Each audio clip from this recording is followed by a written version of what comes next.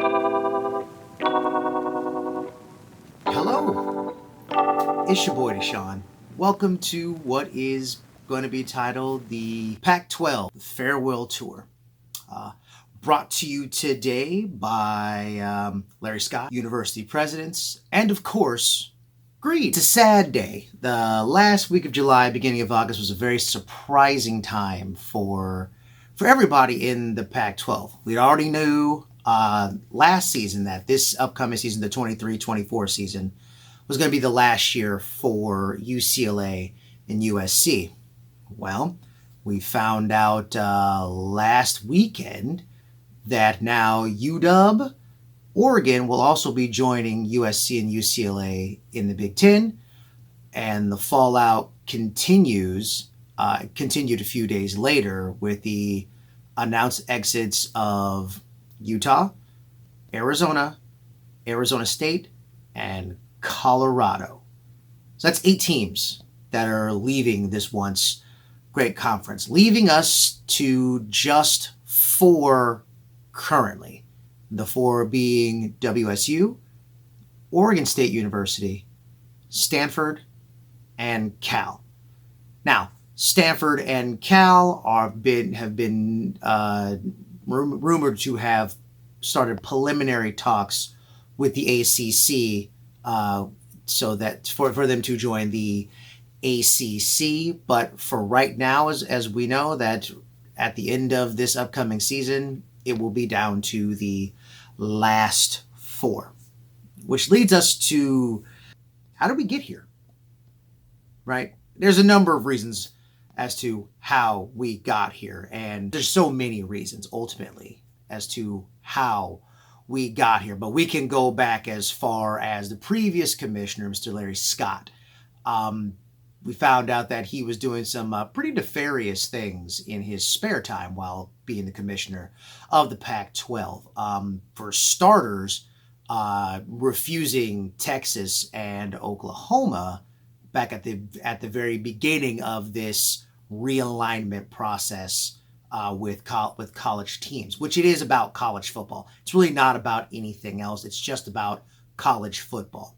And we will talk about it a little bit later as to how this affects other sports involved. But he started out by not wanting Texas and Oklahoma because Texas has the Longhorn Network, which is their own network dedicated to Texas Longhorns sports. Now, at the time, I was ignorant and I was arrogant. And I was like, you know what? If Texas wants that to be their deal breaker, then F them. You know, go ahead, do what you want to do. Turns out that was actually a huge mistake. I think, looking back at it, if they had taken Texas and Oklahoma, the Pac-12 as a whole is not in this position.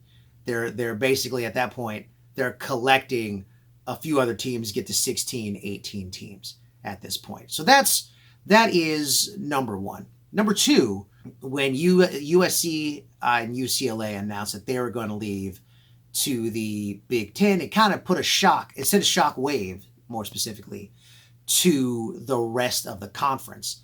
And ultimately, it did come down to, well, what's UW and Oregon are going to do? Because when we're looking at the conference in terms of who brings in more revenue, it's obviously USC specifically, followed by UCLA, because again, they're both in the LA market. Therefore, from a TV perspective, it makes sense that they are going to make the vast majority of the money in the conference. Followed closely by Oregon, because, you know, Uncle Phil's got that Nike money, right?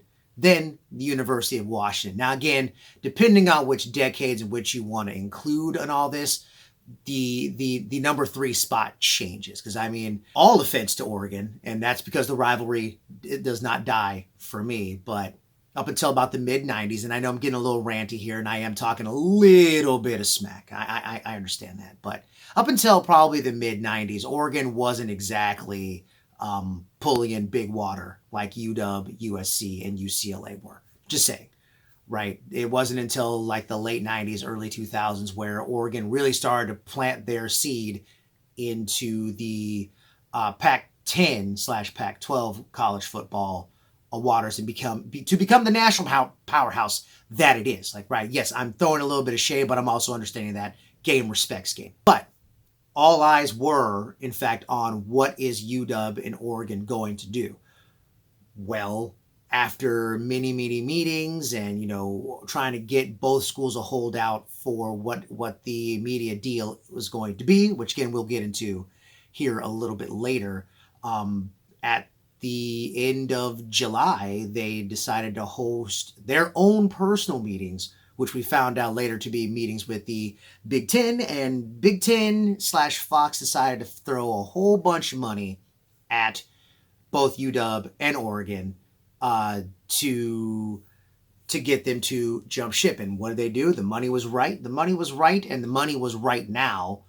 They decided to jump to go to the Big Ten. Now, the interesting thing about this is I know some people originally thought that maybe this was led by the University of Washington to make this jump. Because at this point in the college football landscape specifically, it is every university for themselves. The move makes sense financially. It doesn't mean I like it, and we'll get more into that as well. But I actually thought that this was being done specifically by UW.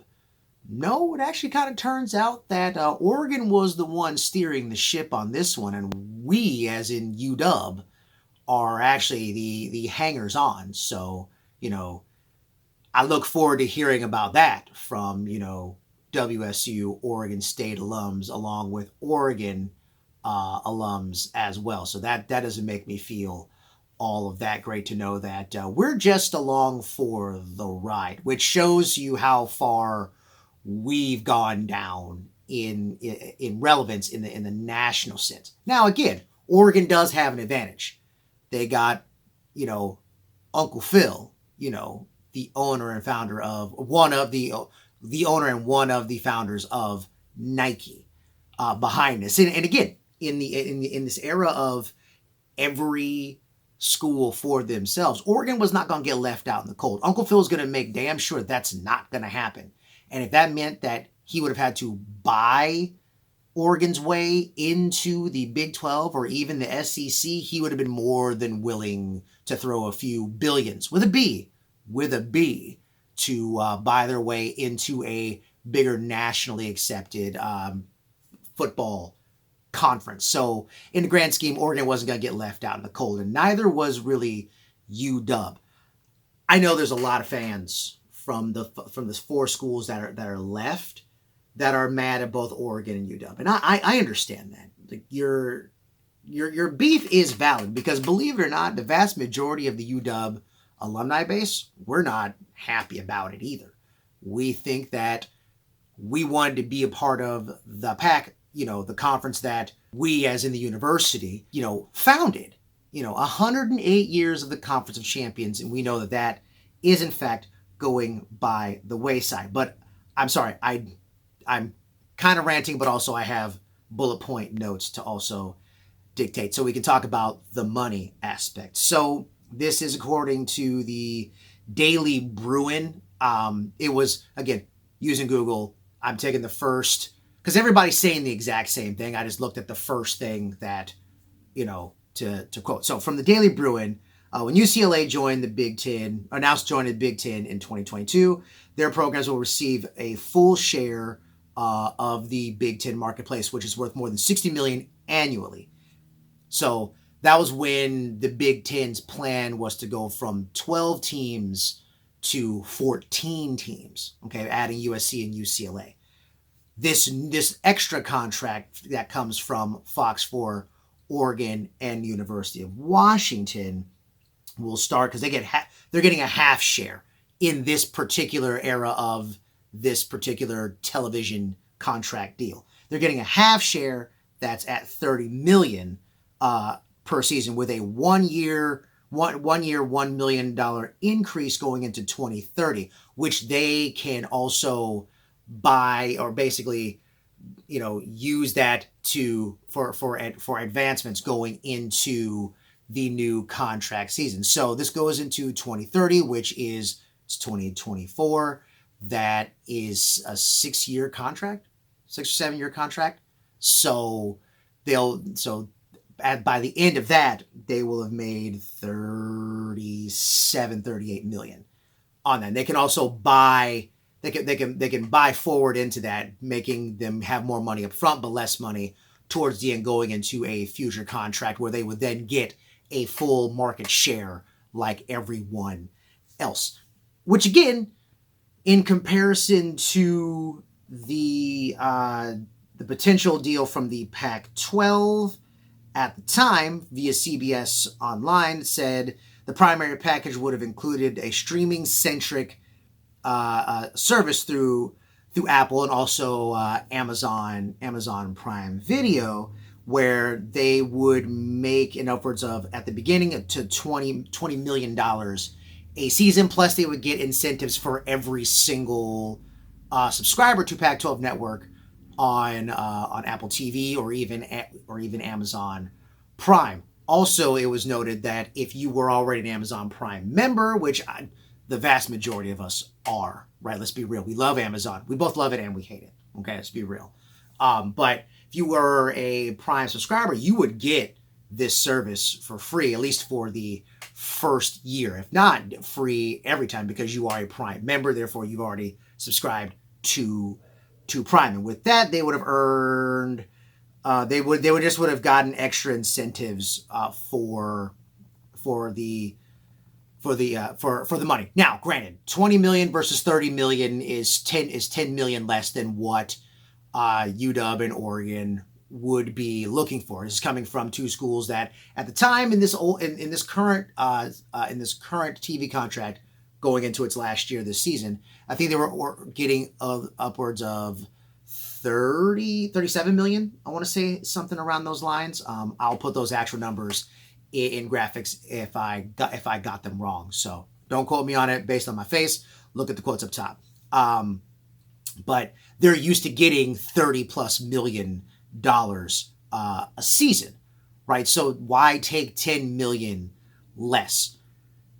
And in my opinion, sometimes you do have to give the conference a home team discount. I mean, yes, pay cut, yes, but this could have worked out, because streaming is the future of television. Streaming services realize that live sports specifically are going to be necessary for their ultimate survival in competing with cable networks, which is also kind of ironic because Hulu is ran by Disney, right? Hulu is ran by Disney. Fubo TV is ran by Comcast. Fun fact. So, I mean, really, the cable companies realize that nobody wants to necessarily have a cable box. They would rather pay for better internet and then get their TV from someplace else. And the cable companies, though they were scrambling in the early 2000s, realized that, well, we don't always have to, we don't have to spend as much money trying to get people to have cable subscriptions when we can just partner with a smaller cable company, give them our bandwidth, and we also make our cut on the side. People are already paying for internet. They're getting their TV everywhere. It's the same stuff, just in a different package. And we lied to ourselves, or they lied to us, making us think that, oh yeah, cutting a cord with cable, come join Hulu. Hulu's got live TV. Hulu's got live sports, right?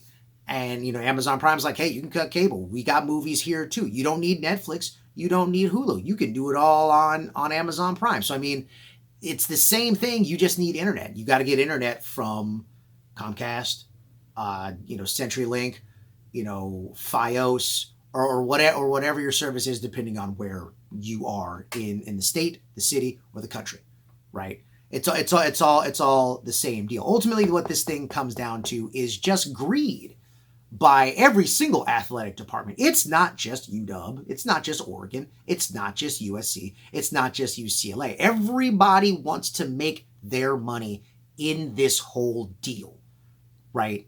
And while this is America and capitalism, go out there and get that money. What is it costing? It's costing the fans, having to go to, Ann Arbor or Champlain, Indiana, or, Champaign in Illinois or something like that for an away game to go see their team. Whereas back in the day, driving down to Corvallis or driving down to Eugene is only a few hours, right? You're only spending a weekend. Now you got to start requesting weekends off, like like the whole week off. Like you're like, okay, I'm gonna take Thursday off, and I'm gonna go from Thursday to like Tuesday, right? You're wasting more vacation time for football games. Ultimately for greed. It's not us, the fans, that are at fault here. It's the universities. It's the athletic directors. It's the presidents of the university, ultimately panicking. Which is weird because I agree with angry Coug fans. They're like, the university is being a bunch of cowards on this. But also I understand that it's just a tough position to be in, At the same time, it's like, what do you expect the University of Washington, University of Oregon to do? Sit on their hands and be one of the two big teams, one of the few big teams that are left to be left out in the cold to hold it down for a conference that it was literally falling apart in front of our very eyes thanks to Larry Scott? Kavalov was doing the best that he could with a conference that was given to him that was pretty much burnt down to the embers and said, here, fix it. The guy wasn't given enough time. He was given 2 years to try to salvage some semblance of a contract for the conference to save it. It's not enough time. He needed like another 5 years to figure this out, at least another 3 years to figure it out. And he wasn't given a fair shake. He wasn't given enough time. I don't blame him at all. Like, he tried to salvage an already sunken ship, right? He was trying to fix it, patch it up, and get it to float again. And he was put in a position to fail, and that's really, really unfortunate. I'm gonna miss the PAC. I am. I'm a Pac-10 kid. I went to the University of Washington. I was in the Husky marching band. Played sousaphone for a year in 2002, and then from 2003 to 2006, I was the drum major. I was in it, behind the curtain. I saw how things work. I've been in it. I feel that I have a decent handle as to how things go on behind the scenes with just university athletics, not just University of Washington, but throughout the conference as a whole. Like, I don't understand all the money and how all the contracts completely work, but I have a basic idea, right? And again, it's just unfortunate because what we're also not thinking about here is, how does this affect the other sports? We know now that this is not about education. It's not about academics. College sports has never been about academics. Who would have thought that the kid from Ohio State who said, we're here to play football, we're not here to play school, was right the whole time. We sat there, we made fun of that brother forever and ever and ever. Now look at us. Now look at where we are. We're playing football. We're not playing school. These universities have shown, oh no, we're not here to play school either.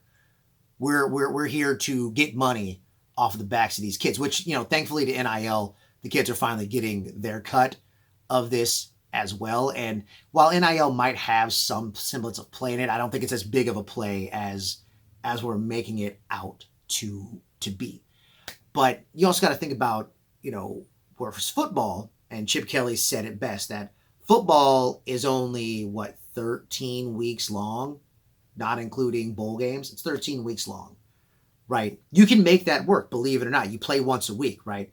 So if you travel to Utah one Saturday, you come back home, you go back to your regularly scheduled programming, school-wise, and then Friday night, okay, we're flying to where? Okay, we got to go to Colorado the following week. Okay, good. Fly out to Colorado on Thursday, go play the game on Saturday, come back home on Sunday. Your next 2 games are at home, right? Traveling expenses are a lot cheaper, right? But now you got to figure in, sports like softball, basketball, baseball, crew, lacrosse, the few schools that have collegiate hockey. Those are sports where they don't have the budgets that football or even basketball have, for that matter, right? And they've got to figure out all this travel stuff. Not to mention that for baseball and softball specifically, you're playing, 3 or 4 game series, at a time. These kids also have school. They've got to worry about their grades. And there were 2 young ladies from the University of Oregon who actually did speak out about this and speak out their displeasure. And checking the comments on Facebook, which I know you're not really supposed to do because it's a terrible thing, right? But checking the comments, people were like, well, it's called the transfer portal. Suck it up and deal. And to those people, I would say, tell me you didn't play Division 1, 2, 3, or NAIA collegiate sports without telling me you didn't play college sports, right? Recruiting works for the kids like this. They have their schools, right? If they play football, and let's say they're from Pullman, Washington, so that WSU is probably going to be at least their number 3 school. It's gonna be on the list, right?